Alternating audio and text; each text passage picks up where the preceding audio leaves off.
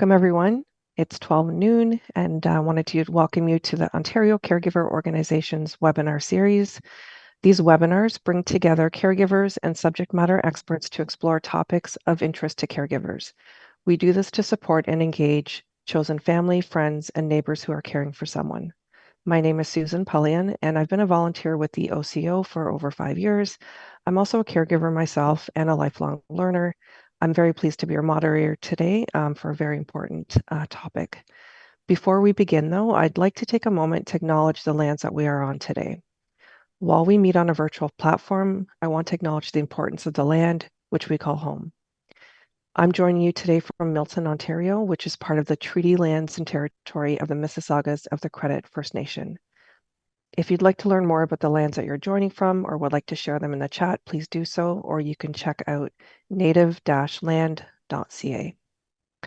Our webinar today is called Why Do I Feel This Way? Understanding Grief in Dementia Caregiving. Caregiving can bring profound emotional challenges. If you're ever wondering why simple tasks feel so overwhelming, why you feel so isolated, or why you experience anger or tears unexpectedly in your caregiving journey, you're not alone. Alongside the physical demands, caregivers often face complex emotions tied to grief and loss. The webinar today will explore how these feelings manifest and provide you with valuable insights into managing them. OCO is pleased to welcome the Alzheimer Society of Ontario, who will guide us through the unique ways that grief and loss affect caregiving. In the session today, you'll gain a deeper understanding of the different types of grief, including ambiguous, anticipatory, and disenfranchised grief, how to recognize and process the complex emotions that arise while caring for someone with dementia, and practical tools and strategies for you to manage these emotions, along with information on finding support in your community.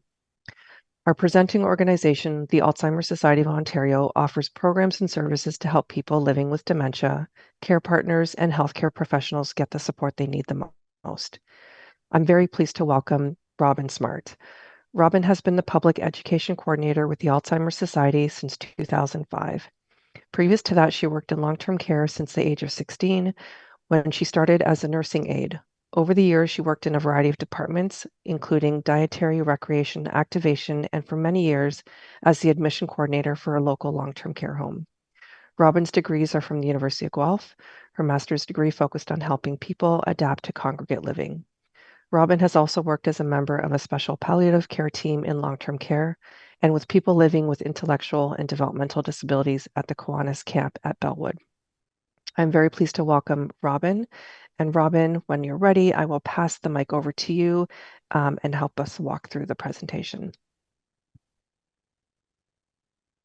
Hello, everybody. I am delighted to be here. I see that we have people from as far away as Fort Frances and San Diego, California. So that's quite a level of geography that we are covering today. What we're going to cover today was just given to you. The idea that what we want to do here is have for you some resources. We want to give you not only an introduction to a variety of types of grief, but what you can do. And so these resources are going to be sent to you. If you missed it in the chat, we will be putting information in the chat for you and sending it to you later. So today, really, it's about covering the uniqueness and the complexity of loss and grief in dementia. We want to describe relevant grief concepts. We definitely want to explore strategies to recognize and process grief and loss. We want to learn where to find supportive services in the community. And we do recognize that this session may be emotionally heavy for you.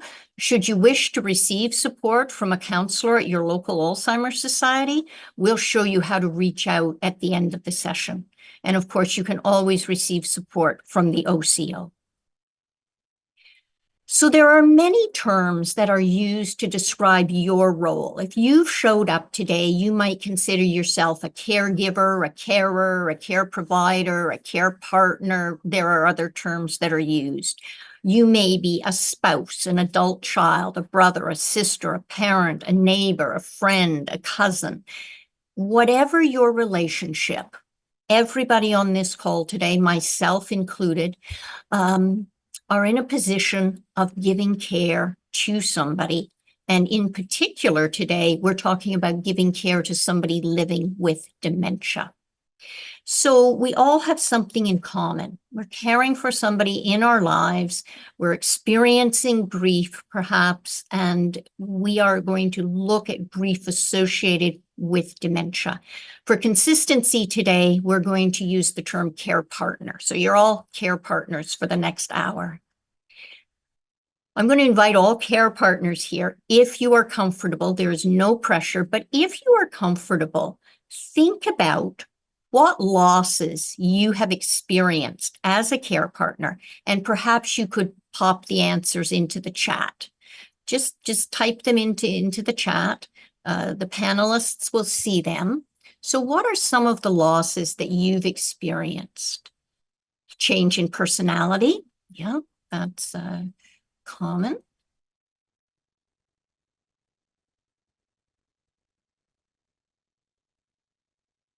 Now they're coming in. I've lost my husband. I've lost my best friend. People have lost independence, personal time, free time. There's a lack of conversation. Absolutely. You've lost siblings, lost independence, the relationship, the freedom. There are some themes coming out here. I'm sure you can see that loss of joy, loss of intimacy, unfortunately, compassion, clarity, peace, history. I can't go to my parents anymore and double check on a fact from the past because they don't have that to share with me anymore. So I get this stuff. Yeah, it's something that unfortunately we could sit here the whole time and you could type in losses that you have experienced as a care partner. But I'm gonna pause us here and I'm gonna move us on to the next slide that really looks at losses the person with dementia has experienced. So this is slightly different when you're thinking about what losses the person living with experience has had. Maybe if you're willing, you'd like to type those into the chat as well. Independence, control, anger, feeling anger, so they might not have the same control over their emotions. The person might feel less self-worth. They've lost the ability to communicate. They have high anxiety. They've lost personal dignity. They've lost their autonomy. Again, loss of joy. So there are many losses again, and the words freedom are coming up over and over, autonomy. They've lost a sense of pride, maybe self-worth, things like that. So thank you. Thank you for sharing. Thank you for being vulnerable, for putting that out. Choice, they've lost choice of where to live, where they are going to be. Lots of loss, lots of loss. So I'm going to move us ahead slightly, and I want to look at 3 types of grief. So there are many, many types of grief, but during today's session, we're going to explore 3 types of grief that are typically encountered as part of the experience of living with and caring for a person living with dementia: anticipatory grief, ambiguous loss, and disenfranchised grief. And we'll look at each one with some detail. So anticipatory grief is the present reaction to the losses expected in the future. Now, for family care partners, grieving can start long before the person living with dementia passes away. Anticipatory grief often starts when the person with dementia is diagnosed and their health begins to deteriorate. Feelings are related to the loss of what was or what you thought life was going to be like. It can be difficult to speak with others about anticipatory grief because the person you care for is still alive, and you may have mixed feelings of guilt or confusion as to why you're feeling grief. The losses experienced in relation to dementia are somewhat different than the anticipatory loss and grief which can occur in other illnesses. For example, The person with dementia may anticipate loss in their abilities to be independent and in their communication. Families may anticipate the loss of the person as they are and the death of the person. And progressive decline in communication and memory that's caused by the dementia may mean that there's no longer a chance for family members or friends to finish unfinished business or to share feelings as dementia progresses. And these losses and the grief resulting from these losses are further complicated by the ambiguity and the mixed emotion.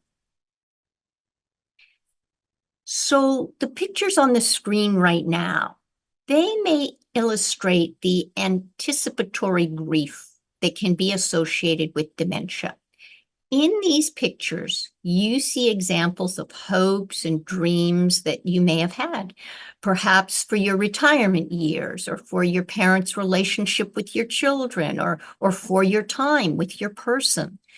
The changes that happen with dementia add up to larger losses. As a care partner, you may grieve the loss of your dreams and plans for the future, the loss of a confidant and a partner, and that was very obvious in the sharing that you folks put into the chat, the loss of shared roles and responsibilities, and the progressive loss in the life of the person with dementia. So thinking about what we've discussed so far, are there losses that you anticipate for the future? If you were thinking ahead, maybe you'd share that in the chat again. Again, no pressure, only if you're comfortable. But what are losses that you can anticipate for the future? And it's true with every loss of self-mastery comes a new grief. Mobility, loss of mobility, loss of your own mental and physical health, loss of ability to feed self, any of the activities of daily living, feeding, dressing, toileting, perhaps, loss of orientation, loss of companionship, easy conversations, loss of decision making. That can be a huge, huge piece. Thank you. Thank you for your sharing. So let's move on just a little bit. Just going to get us to the next slide here. I want to talk about ambiguous loss because it's unique and it's a common type of loss to the dementia experience. It's a type of loss you feel when a person with dementia is physically here, but may not be mentally or emotionally present in the same way as before. This kind of loss leaves a person searching for answers and can complicate and extend the process of grieving. The term ambiguous loss was developed by family therapist and researcher Pauline Boss back in the 70s. Boss's early work involved families of soldiers who went missing in action. Later, she worked with families of persons with Alzheimer's disease and related dementias. Boss noted there were similarities in both experiences. The fact that dementia is incurable creates the deepest and longest lasting ambiguity. Boss asserts that this is the most devastating type of loss because it remains indeterminate, leading to grief symptoms that are painful, often missed or misdiagnosed. For individuals and families experiencing ambiguous loss, they might experience depression, anxiety, helplessness, confused identity, withdrawal from family and friends, or find that they're putting life on hold. And there can also be family conflict. Ambiguous loss is often referred to as frozen grief. The problem is both the loss itself and the extraordinary circumstances of multiple and continuing losses. There can be a roller coaster of losing, of finding moments of clarity for the person living with dementia, of another loss in ability, so losing again, and that can challenge a person's stability and their strength, and it may cause you to feel helpless. it's impossible to just get over it because losses continue to happen over a prolonged period of time. It's human nature to want certainty, permanence, and predictability, so ambiguity can be devastating. So a little bit about ambiguous loss. There are really two types of ambiguous loss. There's physical loss, and that can include transitioning from home to long-term care, or missing people, or non-dementia specific examples, adoption, divorce. It's kind of like leaving without a goodbye. And the psychological loss, well, that describes a situation in which a person is physically present, but psychologically absent. And this happens in cases where the brain is affected, which then impacts the behavior of the individual. Psychological loss can affect someone in terms of losing a sense of who they are, as well as family and friends and individuals. It's the things that make people themselves that get lost. Their sense of humor, their shared memories, their personality starts to change or fade away. And that can happen with something like Alzheimer's disease or with other dementias, with addiction, with chronic mental illness, with brain injury. Thing is, with both types of loss, there can be confusion because is the loss temporary or final? There's no reorganization of roles and rules, and that kind of freezes a family in place sometimes. There's a lack of symbolic rituals that ordinarily support a clear loss, as in a funeral or a wake or sitting Shiva. There can be conflict or withdrawal of external supports. And there will be care partner fatigue and exhaustion. And a wide range of grief responses are expected and can be normalized by naming and acknowledging this type of loss. It may be important for you to hear that you're having a normal response to an abnormal situation of loss. Others might need to hear about ambiguous loss. This might be a mission for you to share this information. So let's look at disenfranchised grief for a minute, because this is the grief that is hidden or not validated. Losses are not appreciated or understood by others, publicly acknowledged, they're not socially shared, and this contributes to feelings of isolation. Grief can be disenfranchised due to lack of awareness and to stigma that accompanies a diagnosis of dementia.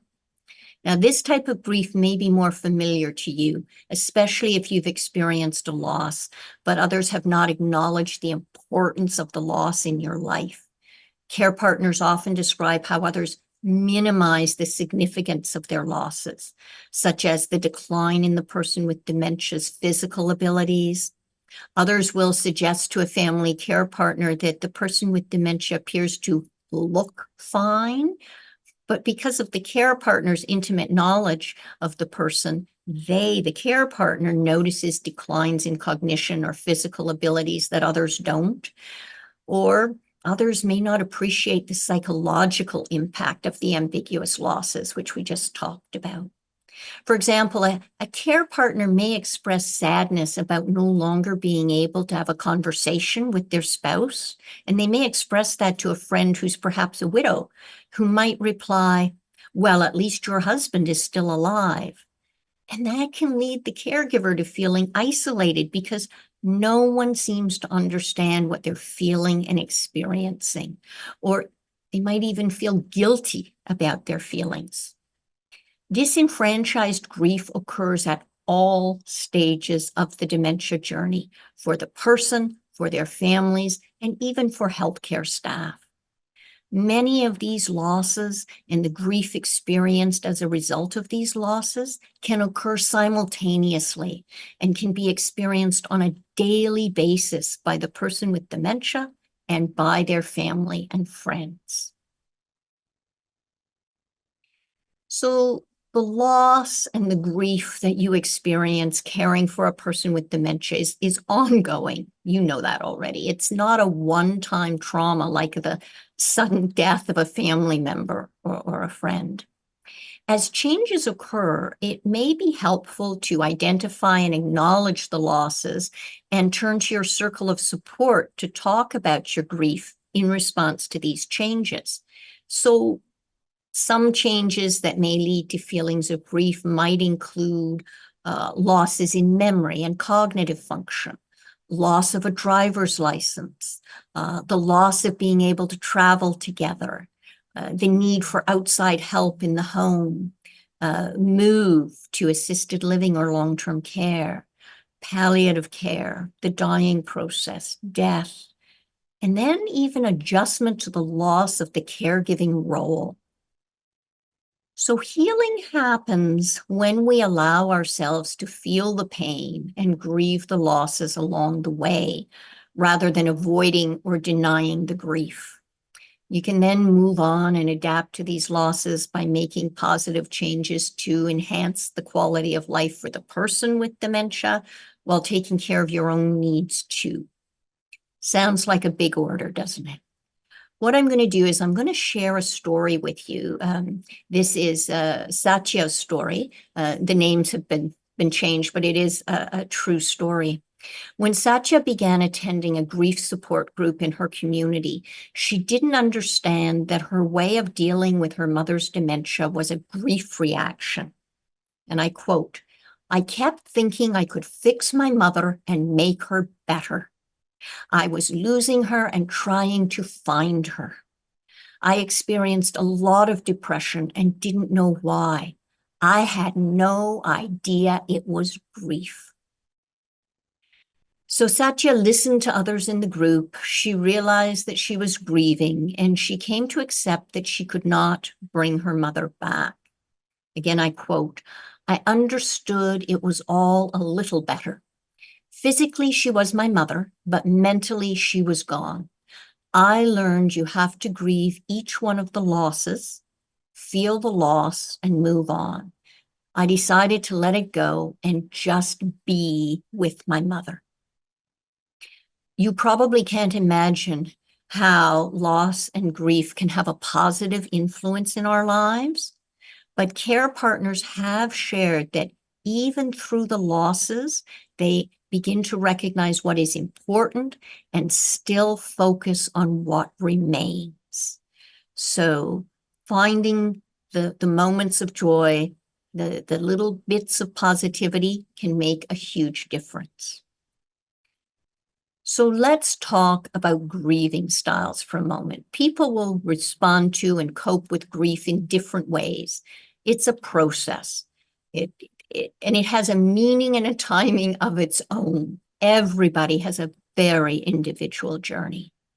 And researchers have, though, identified a number of grieving styles based on how a person experiences their losses internally and how they express their losses to the outside world.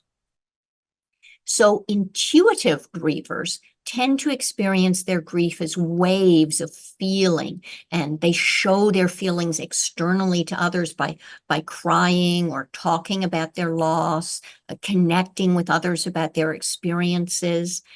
As an intuitive griever, people tend to cope by taking time to grieve and to share feelings with others. It may help to share your feelings with a supportive audience or join a peer support group. Instrumental grievers tend to experience their grief in a more cognitive way, and they're less likely to display emotions as overtly as intuitive grievers. As an instrumental griever, you tend to try to keep your feelings under control and to engage in problem-solving activities related to your loss instead of focusing on the pain of the loss itself. You may seek out social support, but you're unlikely to spend this time sharing your feelings. You may show grief by becoming anxious or agitated or hyper-energetic, or by immersing yourself in tasks and projects. If your style of grieving is doing, It may help to get practical information, to find solutions to problems, or do things for yourself and the person living with dementia. And then, of course, there's where most of us land. Blended. Blended grievers experience and express the grief using a mix of both cognitive and emotional coping styles. Now, while some people may be very strongly oriented towards one style, most people fall somewhere along the continuum. And it is not that one is better than another or one is right and one is wrong. We just all are individuals and bring our individual styles to the situation. So paradoxical thinking. You might not have heard of ambiguous loss, and you might not have heard of paradoxical thinking. Grief with dementia can be profound and painful and a paradox. The person with dementia is physically present, and as the disease progresses, more and more psychologically absent. So your spouse, your parent, your sibling, your friend with the disease is here, but they're unable to understand and respond or react in the same way as before. You miss and you grieve their ability to connect in this moment and at this time. So I'm going to give you some examples, and then we're going to go through the chart that I just threw up. So just listen to the examples first.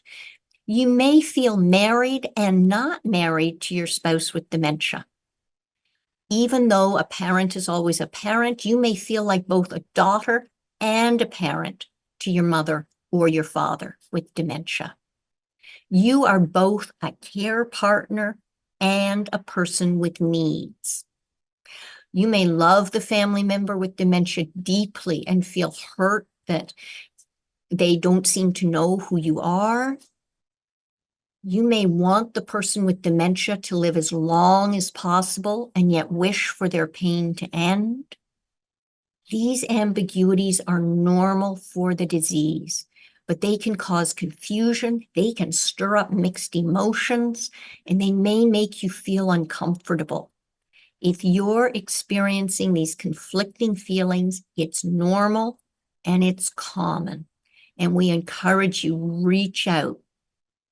Now, I do want to just have a little look at the chart that I threw up right now. So let's look at what a goal would be for care partners. And a goal for care partners is to learn to recognize and understand the paradox and accept two seemingly contradictory ideas at the same time. Trying to find the middle ground, a way to make sense out of something that does not make sense.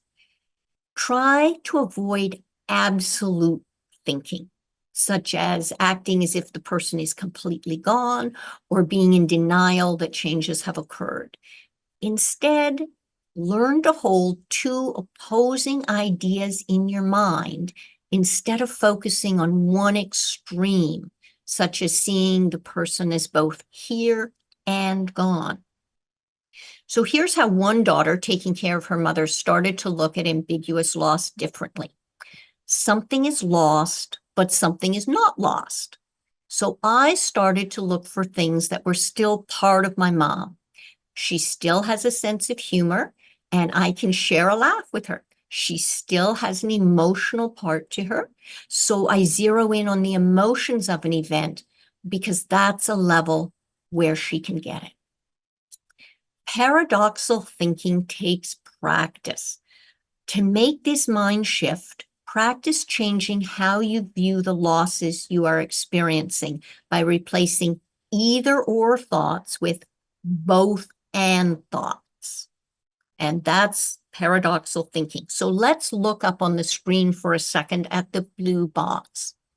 Either or thinking is, I can either take care of the person living with dementia or myself. See, two ends of a spectrum. If we try the both and thinking, I can take care of both myself and the person living with dementia. Second example, I'm either the person with dementia's daughter or their care partner. The both and thinking says, I am both. I am the person living with dementia's daughter and their care partner. And the last example is, I either love the person with dementia exactly as they are now, or I miss how they used to be. Both and I both love the person living with dementia exactly as they are now, and I miss how they used to be. It takes a bit to wrap your head around it. It actually is helpful to think these things and then say them out loud. So, after having just said all that to you, and I know that was a lot, I want you to, for a moment, try to practice the both and thinking for a moment. Take a moment, reflect on where we are now. We asked what you've lost earlier, what you lost, what the person with dementia lost. We asked those two questions at the very beginning. Now, thinking about both and, what do you still have? If you're comfortable, if you're willing, maybe you can pop that into the chat. What do you still have with the person?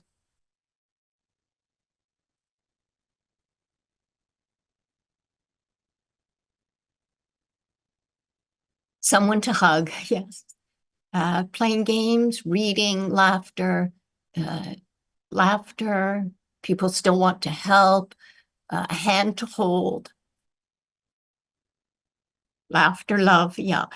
Very common things coming up. Still do some things like cooking together, that sort of thing. You're absolutely right. So thank you for sharing those. Quiet moments, maybe some of you will think about typing in something along the lines of a purpose, a role after retirement, getting to know parent or spouse in a new way. They're all equally valid. And there are still some things there, and that's important for us to remember. Sometimes you can't see the forest for the trees when there's so many losses. So let me move us on a little bit. Let's talk about adapting to challenges. So being able to adapt positively to challenges and changes in life, especially with the losses and the grief experienced in caring for a person living with dementia. That's going to help you on this journey. There are many things you can do to take care of yourself to help you adapt positively. So again, think for a moment, and maybe you'll be willing to share again. You've been very gracious so far in putting your thoughts out. What are some ways that you can take care of yourself so you can go on caring for the person in your life living with dementia? So pop that into the chat if you're willing. What are some ways that you take care of yourself? Asking for help. Yes. Sleeping, exercising, journaling, walking, respite, daily meditation, gym, go out every day, even if it's just for a bit, I guess. Get some exercise, go in another room if things are intense, listening to music, meditation, reading, knitting, peer support, hiring help, crafting, walking, support groups, music, dancing, painting, I think. You folks are putting me through my paces, trying to read these as fast as you are sharing them. Go out and be with people. Take deep breaths, have a good cry, going out for lunch with girlfriends, not always answering the phone, being with nature, dancing, painting, friends, family. Awesome answers, absolutely awesome answers. They say that some of the most important things are staying physically active and eating a healthy diet, trying stress management and relaxation activities, whether it's yoga, meditation, tai chi, walking, music, crafts, whatever you listed so many there. Taking regular breaks from caregiving responsibilities, even if it's only for a few minutes a day, getting a break is hugely important. Reaching out for support and working with your doctor to treat conditions such as depression. Listening to positive feedback on your personal strengths from supportive friends and family, from healthcare providers, from Alzheimer Society staff or peers in a support group. Take on that you do amazing things and believe that. Finding ways to stay connected to the person as they are today, remaining mentally active and socially involved, and maintaining and nurturing meaningful relationships. And I know it's difficult. I know it is. I too am a care partner, as I mentioned.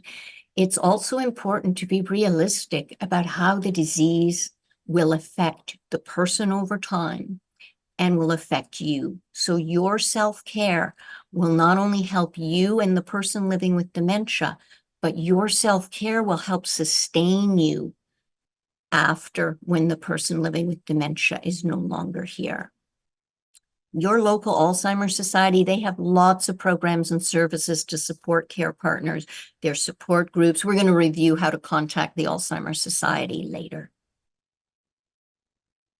So let us move ahead about reaching out. Reaching out to a circle of support. Seeking support can be a really positive and powerful way to deal with the feelings of loss and grief that come with caring for your spouse, your partner, your friend. There are many ways to do this. Many families are able to offer help and meaningful support to one another. Sometimes they're there to help with the physical things. Sometimes they're there to help you cope with the losses and share the grief. But sometimes families are going through their own grief and loss reactions, and they're not really able to provide support. Sometimes individuals don't have family to lean on. So I want you to think for a moment a bit wider. I want you to think about a circle of support that goes beyond your biological family. It's important to reach out to individuals in life who are your psychological family. That's a term that means the people that you would naturally turn to in times of crisis or in celebration. So it may be friends, neighbors, coworkers, faith leaders, family members who get it. Could be staff in an adult day program or a long-term care home or your local Alzheimer Society. Maybe a geriatrician, a family doctor, or another healthcare provider. Thinking about the people in your life who are there for you in good times and bad may be a starting point. These are the individuals who may be able to understand the losses and grief you're experiencing. They can acknowledge your remarkable efforts and successes and give vital support. Joining a peer support group gives you a unique opportunity to talk about feelings and ambiguous loss and grief and share lessons learned with people going through many of the same experiences as you. Getting one-to-one counseling and support from Alzheimer Society staff or healthcare providers can also help you understand and grieve the losses and learn how to ease their effects. So I kept saying, I'm going to tell you how to reach out and get to your local Alzheimer Society if you are not already hooked up. So the Alzheimer Society is here to help anyone who's facing the challenges of dementia. Through our First Link services, we can provide support by telephone or virtually or in person. There are support groups, there are education sessions, a wide variety of topics. We can give information to you that you might need to learn more about dementia, more about caregiving, more about coping strategies. We can connect you to services in your community that give you additional help and support. And so all you have to do, there is an Alzheimer's Society for all of Canada. In the States, I know we have a few people on from the USA. It's the Alzheimer's Association down there. It's the Alzheimer's Society up here. You can Google Alzheimer's Society and put in where you live and it will pop up for you. You can find all the details on each society on the Alzheimer Canada website. What I'm going to do is I'm going to give you some resources next. And I think the resources will be useful. Now, if you have a cell phone, now might be the moment that you want to grab your cell phone because the next two slides have a QR code. So if you are the kind of person who likes QR codes, this is your chance to use your cell phone and use the QR code. But don't worry if you're not a QR code cell phone type person. We also have the link in the chat. Now, we've already put the link in for contacting the Alzheimer Society of Canada. That was thrown up in the chat a moment ago. And now Cleo is going to put up the link for ambiguous loss and grief and dementia, a resource for individuals and families. What this has is a link that you can click when you get the slides. It also has and there the link is right there in the chat for you. If you don't want to wait till you get the slides, you'll be receiving the slide deck about mid-January, and you'll be able to click on the link at the bottom. But in the meantime, the link is in the chat, or you can use the QR code. This little booklet is particularly useful if you want to understand ambiguous loss in more detail. I had so little time with you folks today. I could just scratch the surface for you. But if you want more detail, and if you want to share this with family members or friends or other people, this booklet is very, very helpful. And I would recommend, it's not a huge booklet. It's just a few pages long. I think 12, 15, I can't remember off the top of my head now, but I would definitely have a look at it. The other thing that you might want to look at, and this is kind of like a cheat sheet, if you will, this is a one-pager, ambiguous loss and grief strategies for living positively with ambiguous loss and grief. So again, we've got the QR code, and we've got the link in the chat, and we've got the live link when you get the slides later. You can always click on that.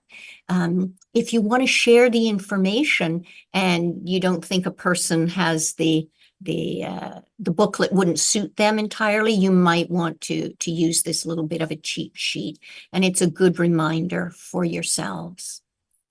Now, what we've tried to do with today's presentation is ensure that we saved plenty of time for questions. I sincerely thank you for attending today, for sticking with us today, for listening today. It was a hard topic. I know that. I was getting emotional because when we care for people and we care about people, it brings up the most intense emotion. So reach out either to the Alzheimer Society or to the OCO, the Ontario Caregiver Organization, who are sponsoring today. And please ask for support because it's available and it's free, absolutely free. So what I'm going to do is take the slides down now, and I'm going to ask if there are any questions. They might be in the chat. Our lovely Susan, who is the moderator today, might have some questions for us. Yeah, I wanted to first, Robin, thank you so much for an amazing presentation. I don't know if you saw all the comments, but there's been a lot of sharing I've noticed by our participants with one another, sharing strategies, tips, amazing support for the Alzheimer Society in their various areas. But thank you for the wealth of information and the resources. The questions are coming in, and as they do, I do have a couple that I've been tracking. But for those on the who are listening, feel free to drop them in, and we'll try to get to them as much as we can. Sure. I guess, I mean, there was a couple of themes that I sort of saw, and a lot of it, for me, I'm a caregiver of a parent with dementia myself, and it's been a couple of years, and we know that it can be a fairly long progression of time. And I think some of the things that I was picking up in the chat is, this is can be a long disease, with a lot of changes. It's progressive. How can we cope? Care partners, caregivers, knowing the longevity of this disease, hopefully, while also seeing that decline. I mean, what tips or strategies do you have for us? Yeah, and you are absolutely right. The journey of dementia can last anywhere from 2 to 20 years. And everybody's journey is individual. The person living with dementia and the care partner's journey, very, very individual. In general, though, trying to find balance. And I think that's where the society and maybe OCO comes in so well. And that's what both and thinking is. It's finding balance, but finding balance in giving support, but caring for ourselves. Because if you get burnt out, you literally cannot give the care that you probably want to give. There's the old analogy, you probably heard it a dozen times. You pull down the oxygen mask and put it on yourself first in the airplane if there is an emergency, because you cannot save anybody else if you have fainted because you're not breathing. And you may think it's kind of trite or kind of cliche, but it's not. You have absolutely got to recharge your own batteries in some way so that you have energy for the caregiving role. I used to always say you can't sprinkle sugar on somebody if you don't have any sugar in your bowl to start with. Right. And you can only put sugar in your bowl by thinking about some of the healthy self-care techniques. Sometimes people throw up, oh, I like to relax with alcohol. Maybe that's not your first choice to go to. Maybe what you need to think about is what are some short-term things I can do and what are some longer-term things. So short-term, I would think breathe. That is the first place to start. Some deep breaths. I saw somebody saying that they slipped into another room. Things got intense. A mini absence. You're not walking out on the situation. You're just getting yourself calmed down again, focused again. So think about just stopping, trying not to have knee-jerk reactions, just taking a step back, being curious. Why would somebody say that? Why would somebody do that? If you can start training yourself to be curious and take some deep breaths before something comes out of your mouth, that's self-care for yourself. And then long-term, certainly healthy diet, sleeping habits, exercise, but how can you find respite? How can you ask for help? Once you start asking for help, you'd be surprised how easy it becomes. I mentioned I'm a care partner for two individuals with dementia, one individual with some real physical situations happening. And I had no choice. I had to go to the neighbors and ask for help. And they were not only overwhelmingly supportive, but they were happy to help. They wanted to help. And it's been my experience over the last 7 years that people really do want to help, but they don't know what to do. So if you as a care partner can make concrete suggestions, next time you're cooking, make an extra serving. I can put it in the freezer for the nights I need to grab something fast for dinner. You're going to the store. Could you pick me up 6 birthday cards, 3 sympathy cards, and a couple of blank cards and stamps? And I can have them on hand so I don't have to go out if I need to send something. People are actually very willing to often help if they can. Asking for help is essential. People, I am not ignoring your comments. No. They just come in so fast. They, I couldn't read them and read my slides at the same time. I So if was gonna say, if it's okay, Robin, I was gonna say there's a couple here that I wanted to point out for you. Or did you want to answer one no, specifically? you go ahead. You go ahead. Okay. No, thank you for that. I was selfishly asking, but I could see that a lot of our participants were asking as well. And there were some questions in and around, without getting into specifics, about that transition to long-term care. And sort of you're wearing that caregiver, care partner kind of hat, and that sort of changes. And there's a lot of things that you kind of lose control of, and there might be a bumpy transition. Any advice you have to our participants about kind of that transition to long-term care and how to sort of address that? For sure. I worked in long-term care for 20 years before I worked Yeah. for the Alzheimer Society. And it was my job eventually was admissions and discharges in Yeah. long-term care. So I have several suggestions. I'll try to make it quick because I know time is ticking. I would literally take a course. The Alzheimer Society absolutely has a course. It's called Options for Care. Others, they may have other names on it, but it's a course that looks at When do you need to apply? How do you apply? How do you make the transition? How do you adjust after somebody has moved into, and it may be retirement, it may not be long-term care. So I would definitely reach out to your Alzheimer's Society. If you don't want to take a course, if that's not going to work in your life, the Alzheimer's Society has some excellent, excellent handouts. There's considering the move. Um, there's the day of the move, there's adjusting to long-term care. There's a whole series of them. I would look to at least, and you can just look them up online. You can go to the Alzheimer's Society Canada website and just type in transitioning to long-term care. There's a whole section on that for you. Somebody is just suggesting bringing it up with the person. Everybody will have an individual journey. It's important to know that the only gateway to long-term care is through Ontario Help at Home. It is, I know we've got people from all over. I'm only going to talk about Ontario. You can't just put your name on a long-term care list. You can put your name on a retirement home list.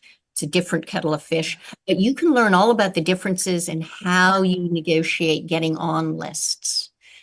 Robin, I had one question sort of related to that, and there's been a couple of questions here about, and what Alzheimer's Society offers. And I mean, it is a myth that it just is around Alzheimer's disease. Can you speak briefly about the other types of dementia that, caregivers might be, supporting, and whether Alzheimer's Society supports that as well? Yeah, absolutely. I get so frustrated. I feel like I should wear a large sign that says any Yeah, dementia. yes.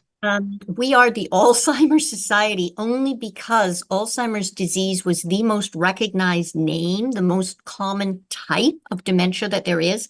But the Alzheimer's Society is there for any type of dementia. Or maybe you don't know what type of dementia somebody has. We are still the go-to place. If you are experiencing cognitive change, you should be talking to the Alzheimer's Society. The services are free. So we are there for any type of dementia. Definitely Alzheimer's, vascular, Lewy body, any of the frontotemporals, mixed dementia, rare dementias. And if we're not the place to go, we will have an idea where the place to go is for you. That's Thank you. amazing. Very Yeah, legit. and similarly, some questions around other resources, just about different topics. I know Yeah. you mentioned them in your presentation, but things about discussing a will, advanced care planning, is that all those topics covered and Those supported topics through are covered Alzheimer's? in first, absolutely. Yeah. We have something called First Steps for People Living with Dementia and Okay. First Steps for Care Partners of People Living with Dementia. Those are 4-week courses. I would certainly recommend them to people, and it's free. All the education is free. Most societies offer it both in person and virtually. Um, but I cannot emphasize enough to educate yourself because you don't, there's a phrase, it takes a village. And when that Yes. phrase first came out, it was all about raising children. I am here to tell you, after a lifetime, because I started this work when I was 15, I am here to tell you it takes a village to care for somebody who lives with dementia. Yeah. You need to not only reach out to people who will emotionally support you, but people who can help you navigate the system. And the system isn't perfect. I know that. I did catch out of one eye the wait list for long-term care. I Yes. know the Yes. system isn't perfect. I am living in the middle of the Yeah. non-perfect system and trying to navigate it. And it's tough even for me as a professional who Yeah. does this work. So please don't try to go it alone. That's what the society is for. If you want, think of us as a traffic cop that can direct you in the right way. Sometimes that's all it takes. Give you some referrals, give you some references. Yeah, and we just have a few minutes left, but there's been also, I want to circle back to kind of that first question I asked you and back to caregivers' mental health and well-being. And, one person in the chat mentioned, recharging, taking breaks, self-care. It sounds very simple, but it's really difficult when you're dealing with kind of those mounting issues, challenges. You have your own financial challenges. And so how do you, I mean, again, maybe it's the same advice you had before, Robin, but what would you suggest? Because it's a very difficult on a day-to-day basis for many of us. Absolutely, it is. You feel like you're drowning and you feel like, I don't have the energy to do this. I don't have the energy to reach out. I don't have the Yeah, energy to go to a support group. The support groups aren't at times that suit yeah, me. Yes, I get all that. I honestly do. M- You can access supports in so many ways now. I don't love COVID. Believe me, I don't love COVID. But one thing COVID did is it taught us to be a little more technically literate. And now you can go to support groups online. You can go in person. You can do things on demand so that you can fit things into your schedule. And earlier, they put something about All's Educate into the chat. You all go back and scroll up till you find it. The All's Educate bit in the chat, because All's Educate is free. It's excellent education. It's online. But what it does is it allows you to either attend webinars like we're doing today live or recorded webinars. And all of the Alzheimer Society educators throughout Ontario are involved. So you've got the latest and the best education that we can give on a wide variety of topics. There are two streams. There's one for healthcare providers and one for general public. So please go back and check that, because when you can get more education, you can learn more coping strategies. When you learn more coping strategies, you free up those moments where you can get a bit of respite or a bit of a break. You get a few more moments put together, you might find the strength to make the call to get even more. that's excellent, Robin. And I'll give you the last word before I wrap up the webinar. Is there any other final words or takeaways that you have for our group today? I want to thank you. Obviously, I thank you for showing up today. But I want to thank you on behalf of all the people that can't thank you or don't thank you. I want to thank you on behalf of the people who have lost their power of speech or have lost their awareness. I want to thank you on behalf of the people that do not see you in the middle of the night and do not see you day to day, because I know the difference you're making. And you are really enhancing quality of life. So pat yourselves on the back. I want to applaud you. Thank you very much.